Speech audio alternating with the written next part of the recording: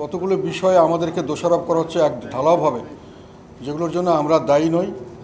আমরা কোনোভাবেই জনগণের পক্ষের বাইরে কোথাও কোনো সময় ছিলাম না। জনগণের সঙ্গে ছিলাম, জনগণের পক্ষে ছিলাম, জনগণের সঙ্গে আছি, জনগণের পক্ষে আছি, থাকবো ভবিষ্যতে।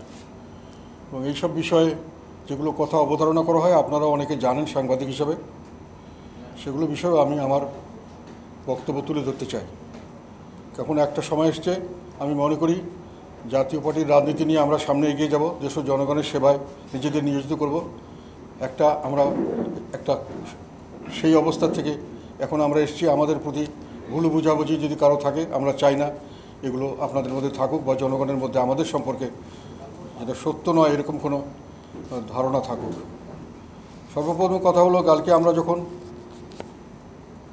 আমাদের প্রধান উপদেষ্টার সঙ্গে দেখা করতে ওখানে গেছি, ওনারা আমাদেরকে অত্যন্ত উষ্ণ অভ্যর্থনা করেছেন। আমরা তাদেরকে ধন্যবাদ জানিয়েছি আমাদের আমন্ত্রণ জানানোর জন্য। পরবর্তীতে আমাদের পার্টির তরফ থেকে আমরা ওনাদেরকে অভিনন্দন জানিয়েছি এই দায়িত্বভার গ্রহণ করার জন্য।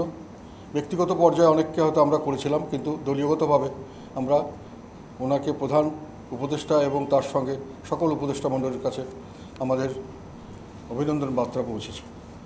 এবং এটাও এর সঙ্গে জানিয়েছি এ পর্যন্ত এই স্বল্প সময়ে তারা যে পদক্ষেপগুলি নিয়েছেন এবং যেভাবে অগ্রসর হচ্ছেন, বর্তমান পরিস্থিতির প্রেক্ষাপটে আমরা সেই কাজগুলিতে সন্তুষ্ট। আমরা সন্তোষ প্রকাশ করছি যে ওনারা ভালো কাজ করছেন।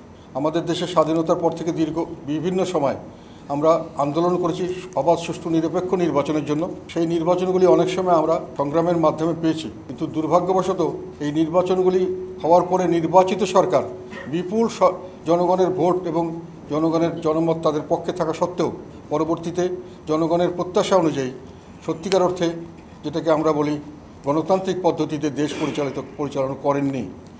এবং সেটার কারণ হলো আমাদের নির্বাচন, আমাদের সংবিধান, আমাদের শাসন পদ্ধতিতে নানান ধরনের ত্রুটি আছে, যেটা আমরা লক্ষ্য করেছি, যার কারণে এক ব্যক্তির হাতে, প্রধানমন্ত্রীর হাতে সমস্ত ক্ষমতাকে কেন্দ্রীভূত করা হয়েছে। এবং প্রধানমন্ত্রীর শুধু রাষ্ট্রীয় স্তম্ভের মধ্যে নির্বাহী বিভাগ নন, তার অধীনে আমাদের সংসদ 100% এই দুটো তার অধীনে, এবং বিচার বিভাগ প্রায় বলা যায় শতকরা 95 থেকে 99% নিয়ন্ত্রণ করতে সক্ষম হন। এবং দলীয়করণের মাধ্যমে উনি সংবিধানের বর্তমান পরিস্থিতিতে সমস্ত সাংবিধানিক প্রতিষ্ঠানগুলিকে নিজেদের দলীয় লোক সেখানে দিয়ে সেগুলোকে সম্পূর্ণভাবে একটা দলীয় অঙ্গ সংগঠনের মতো ব্যবহার করতে পারেন। জনগণের কোনোখানে আশ্রয় নেওয়ার জায়গা থাকে না। সেই কারণেই জনগণ এটা চেয়েছে, আমরা এর সঙ্গে একমত।